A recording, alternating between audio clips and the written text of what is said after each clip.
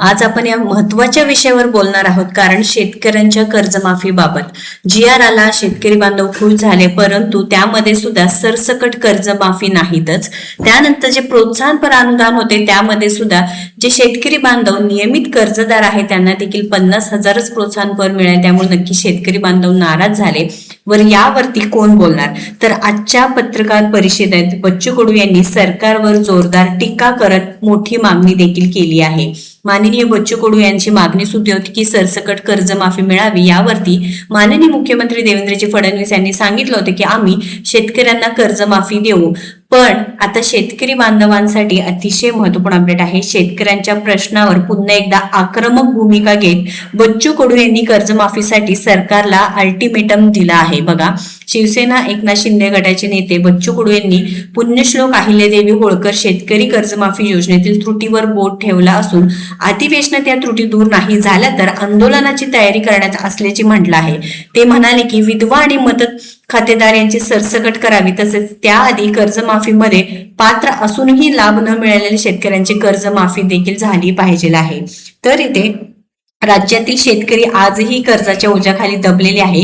सरकारने तात्काळ पूर्ण कर्जमाफी जाहीर केली पाहिजे आहे. फक्त घोषणा करून चालणार नाही, प्रत्यक्ष मदत मिळाली पाहिजे आहे असं सुद्धा त्यांचं म्हणणं आहे. जर लवकरात लवकर निर्णय घेतला नाही तर आम्ही रस्त्यावर उतरून आंदोलन करू. कारण जेव्हापासून निवडणुका झाल्या आहेत तेव्हापासून विरोधक असू द्या, माननीय बच्चू कडू भाऊ असू द्या, प्रत्येक वेळेस शेतकरी कर्जमाफीवरती बोललेले आहे व ते जो विषय आहे ते उचलून धरलेला आहे. आपल्याला देखील माहिती आहे की ज्या वेळेस निवडणुका होत्या त्यावेळेस सांगितलं होतं की आम्ही जे काही 7/12 आहे ते कोरा करू, शेतकऱ्यांना कर्जमाफी देऊ, लाडक्या बहिणीने 2100 रुपये करू, असं वगैरे वगैरे वेगळे इथं जे काही त्यांचं म्हणणं आहे ते मांडलं होतं. पण काय झालं, वर्ष झालं तरी सुद्धा त्यावरती हालचाली दिसत नव्हत्या. पण नंतर बच्चू कडू भाऊंनी जे काही आंदोलन पुकारलं, त्यानंतर माननीय मुख्यमंत्र्यांनी सांगितले की शेतकऱ्यांना कर्जमाफी होईल वगैरे, पण पुन्हा जी.आर. निघाला, त्यामध्ये सुद्धा अनेक त्रुट्या. बच्चू कडू यांनी पत्रकार परिषदेत सांगितले की 2019 मध्ये महात्मा फुले कर्जमाफी योजनेतील थकीत शेतकरी असतील किंवा ज्यांचे पुन्हा 21-22 सालचे कर्ज थकीत असेल तर त्यांनीही या योजनेचा लाभ मिळावा. कारण सरकारने यांना फक्त 50,000 दिले आहेत. जे OTS केलं आहे, कर्ज जास्त आहे आणि लाभाची रक्कम कमी आहे, त्यामुळे कर्जमाफी बँकेच्या वसुलीसाठी आहे असं लोकांना वाटत आहे.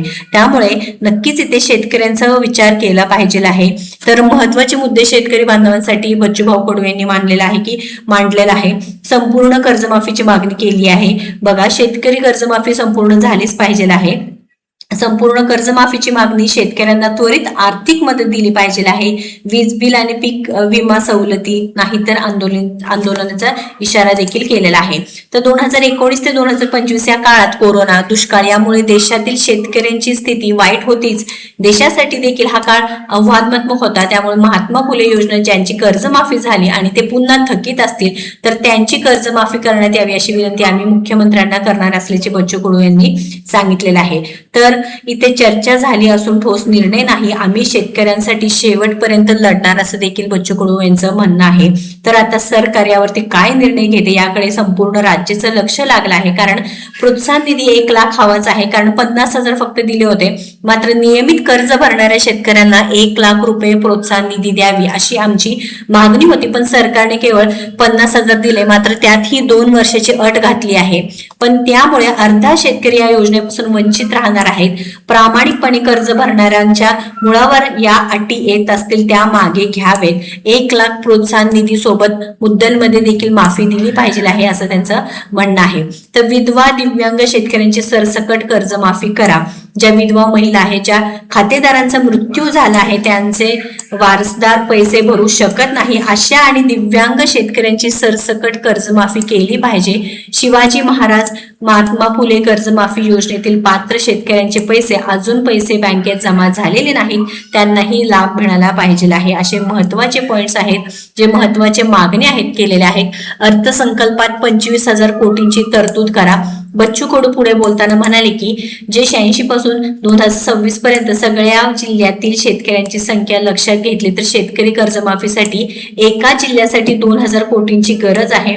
मग संपूर्ण कर्जमाफीसाठी 60 ते 70 हजार कोटींची गरज आहे. सरकारने मनावर घेतलं पाहिजे आहे. दरवर्षी अर्थसंकल्पात 25,000 कोटीची तरतूद केली पाहिजे. सगळ्यांचे 7-12-3 टप्प्यात कोरे केले पाहिजे आहे. शेतकऱ्यांचा बोजा मोठा नाही. 8व्या वेतन आयोगात 1 लाख कोटींची बोजा सरकारवर पडणार आहे. तर 4 ते 5 कोटी शेतकऱ्यांसाठी 75,000 कोटी ही मोठी रक्कम नाही असे बच्चू कडू म्हणाले आहेत. तर कर्जमाफी योजनेतील शर्ती आणि अटी आधीच्या आहेत त्यात काहीच फरक नाही असेही त्यांनी सांगितलं आहे.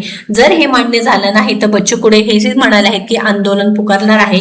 बच्चू कडू म्हणाले की संदर्भात आम्ही सरकारशी चर्चा करणार आहोत. अधिवेशनात प्रश्न सुटला नाही तर आंदोलनाची तारीख निश्चित केली जाईल. सत्तेत असलो तरी शेतकऱ्यांसाठी आंदोलन करणार आहे. आमच्या हातात शिवसेनेचा झेंडा असला तरी आमच्या डोक्यातून मजूर, शेतकरी आणि दिव्यांग कधी जाणार नाही असे सुद्धा बच्चू कडूंनी त्यावेळी सांगितलेलं आहे. तर शेतकरी बांधवांनो, GR मध्ये बदल करण्यात यावेच, कारण GR मध्ये जर बदल नाही झाला तर आहे तसंच सगळे नियम राहणार आहेत.